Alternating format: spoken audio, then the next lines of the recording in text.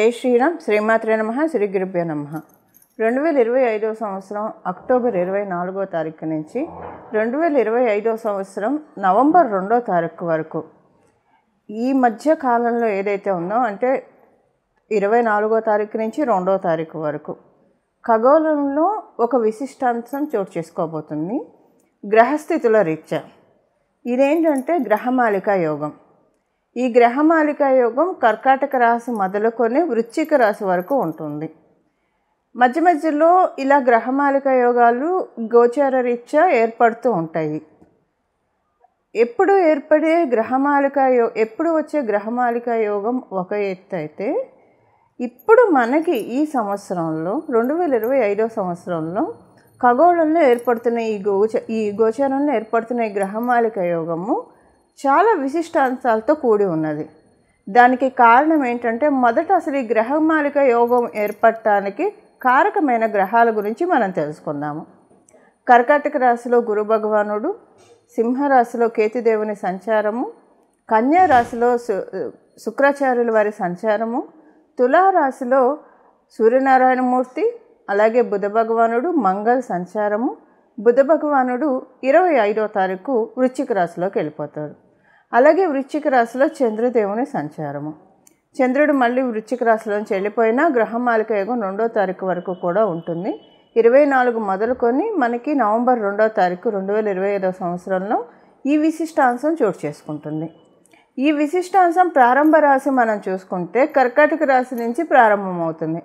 కర్కాటక రాశిలో గురు భగవానుడు అతిచారంలో సంచారం చేస్తూ ఈ గ్రహమాలిక యోగం ఏర్పడటము నిజంగా మనకు ఒక రిలాక్స్ పాయింట్ అని చెప్పాలి. యూనిక్గా అప్లికేబుల్ అయ్యే పాయింట్స్ మనం చూద్దాం.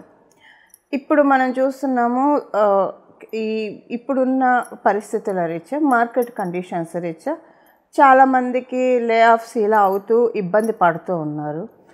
కొంతమందికి అసలు వాళ్ళ ఉద్యోగాలు ఉంటాయో లేదో అన్న అన్సర్టనిటీ తోటి బాధపడుతూ ఉన్నారు.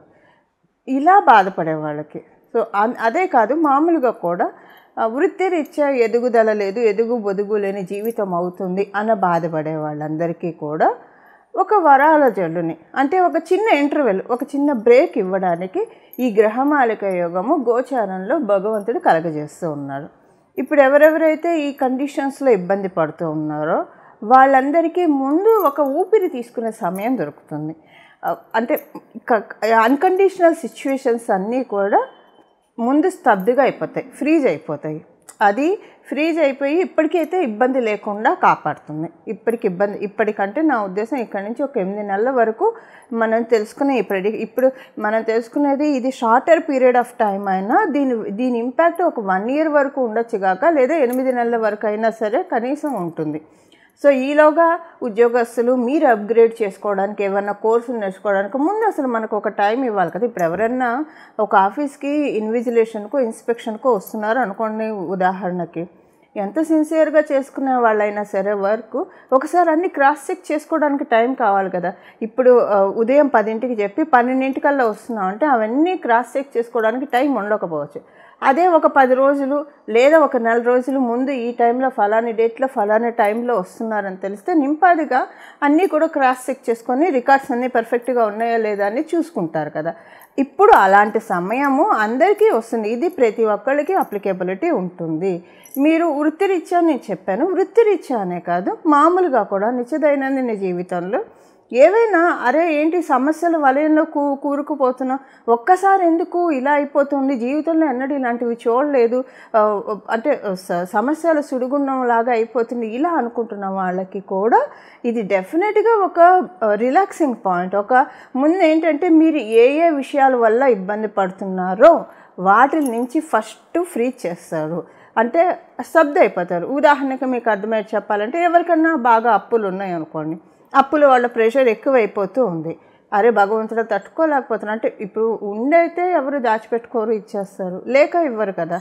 అప్పుడు అలా మీరు బాధపడుతూ ఉంటే కనుక ముందు వాళ్ళు అడగడం ఆపేస్తారు. మేబీ అంటే టైం ఇస్తారు, వాళ్ళు కూడా మీకు టైం ఇస్తారు.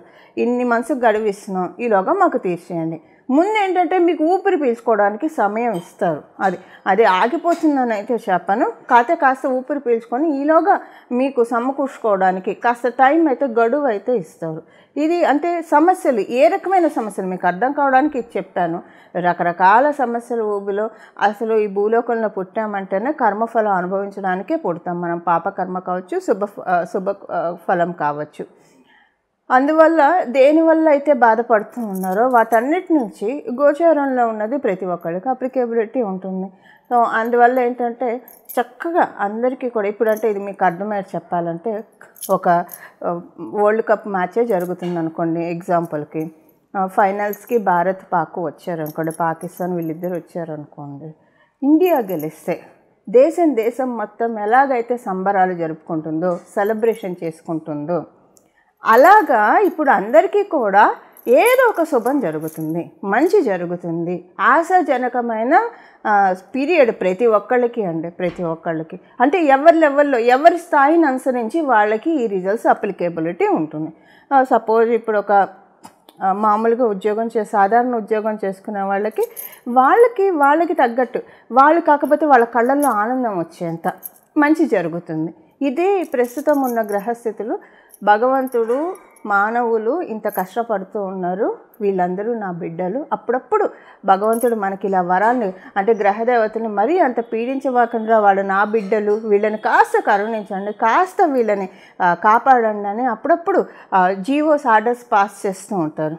అలా ఆర్డర్స్ పాస్ చేసే సమయమే ఇది. ఎందుకు అంత బలంగా చెప్తున్నానంటే ఇది కర్కాటక రాశిలో గురు భగవానుడు అతిచారంలో ఉంటూ ఏర్పడుతున్న శుభ సందర్భం. సో ఇది మనందరికీ కూడా ఒక ఆశాజనకమైన పీరియడ్గా మారబోతుంది. ఇప్పుడు మనం విడివిడిగా ఏ రాశుల వాళ్ళకి ఎలాంటి బెనిఫిట్స్ ఉంటాయి ఇప్పుడు యూనిక్గా తెలుసుకున్నాం. బట్ మళ్ళీ ఎవరి రాశి వాళ్ళకి బెనిఫిట్స్ ఉంటాయి కదా, అవి మనం ఇప్పుడు చూద్దాము. టూకీగా చాలా క్లుప్తంగా ఒక 2-3 పాయింట్స్లో చెప్పి ముగించేస్తాను ప్రతి రాశి వాళ్ళకి.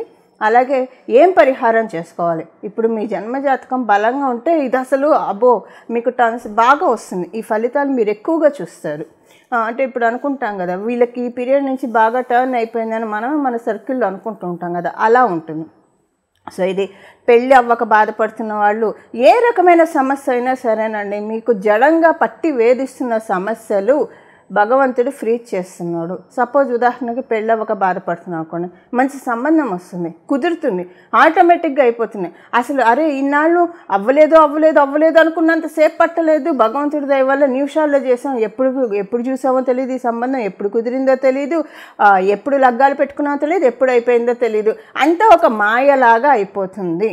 ఈ మాయను కలిగించేదే విష్ణుమూర్తి, అమ్మవారు, పరమశివుడు మనందరికీ బ్లెస్సింగ్స్ని ఇస్తూ ఉన్నారు.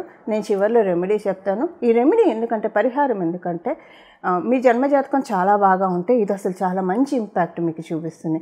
మీ జన్మజాతకం యావరేజ్గా ఉందనుకోండి, అప్పుడు కూడా మంచి ఇంపాక్ట్ చూపిస్తుంది.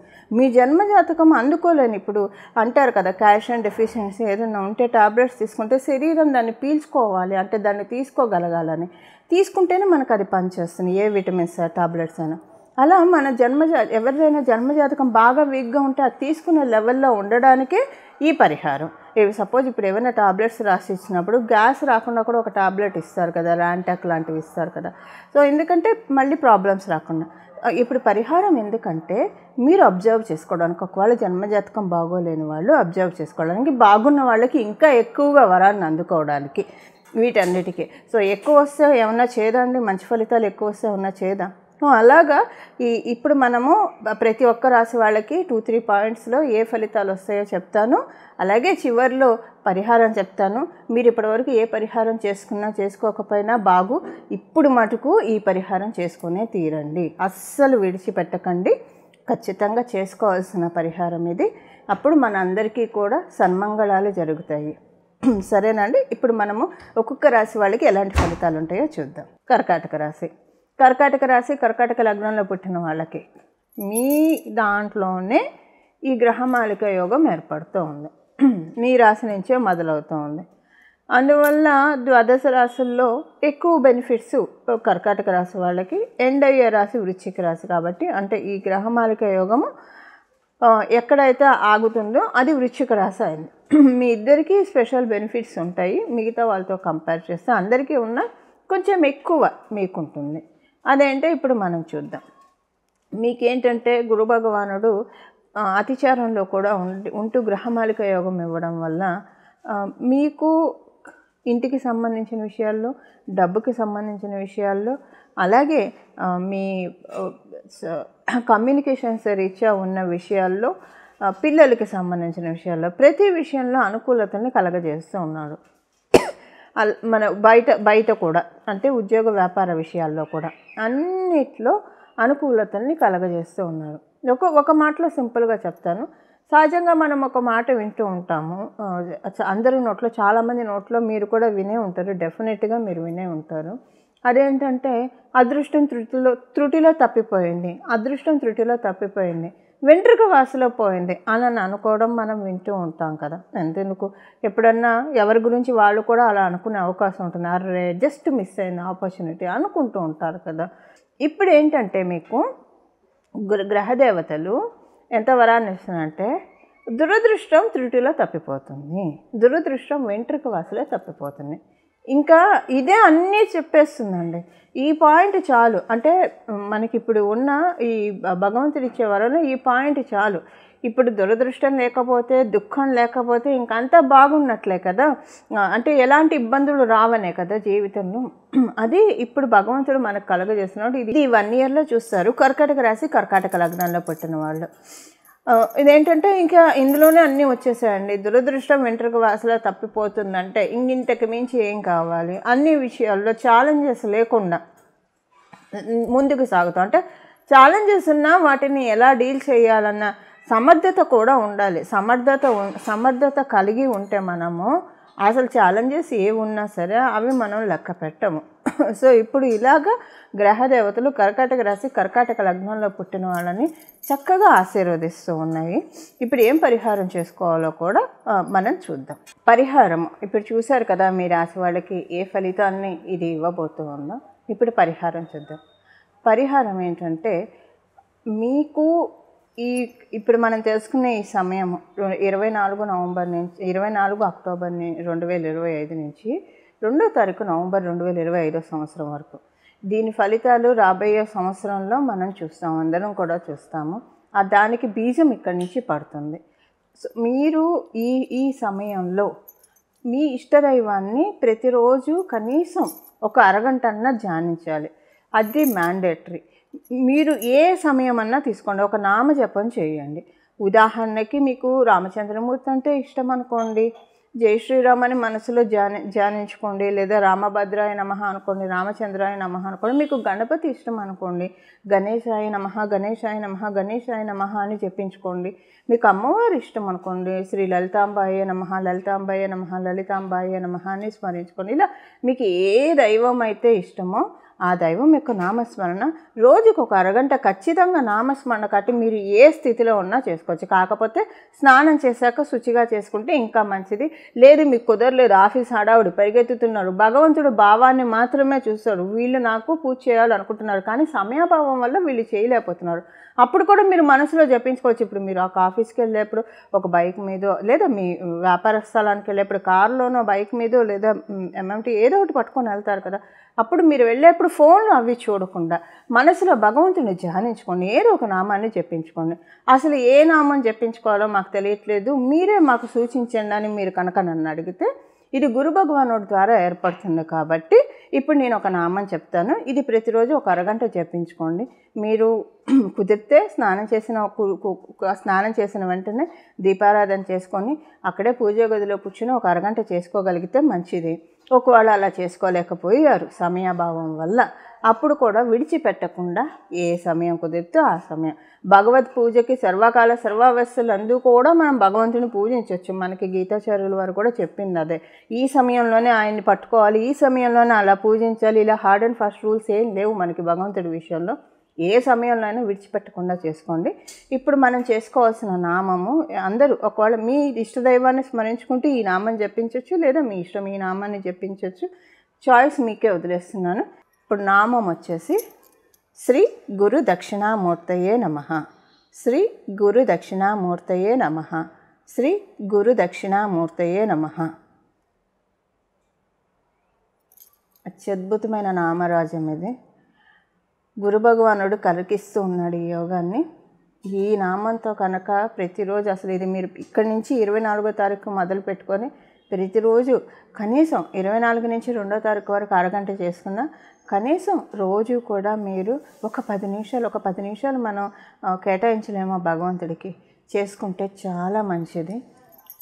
ఎంత అద్భుతమైన నామం అంటే ఇది. ఇంకా మనలో ఉన్న అవిద్యని, మనలో ఉన్న అజ్ఞానాన్ని అన్నీ తొలగించేస్తారు. అజ్ఞానం వల్లే మనం ఏ తప్పు చేసినా, ఏ దోషాలు చేసినా దానివల్లే ఇబ్బంది పడతాము. సో మనము ఏ పని చేస్తే మనకి ఇబ్బంది కలుగుతుందో అలాంటి వేలోకి మనల్ని వెళ్ళనీయకుండా, అలాంటి పనులు మనల్ని చేయనీయకుండా పట్టి కాపాడేస్తాడు ఆయన. అసలు నన్ను నమ్మండి, నన్ను కాదు భగవంతుని నమ్మండి, ఇది ఆయన పట్టి కాపాడేస్తాడంటే నమ్మండి. అసలు మనకి ఇబ్బందులు రాకుండా ఆయన కాపాడుతాడు. ఇది చాలా బ్యూటిఫుల్ పీరియడ్ అండి, మిస్ చేసుకోకండి. మళ్ళీ మనకి గురు భగవానుడు మళ్ళీ మిథున రాశిలో ఉండి ఈ అతిచారం విశిష్టమైంది. ఈ అతిచారంలో ఈ గ్రహమాలిక యోగం ఇంకా విశిష్టాంశమైంది. ఇది మనం చాలా ప్రాపర్గా ఒక రకంగా చెప్పాలంటే భక్తి శ్రద్ధలతోటి, వినయ విధేయతలతోటి మనం సద్వినియోగం చేసుకోవాలి. ఈ పీరియడ్లో అనవసరంగా వాటికి వీటికి టైం కేటాయించకండి.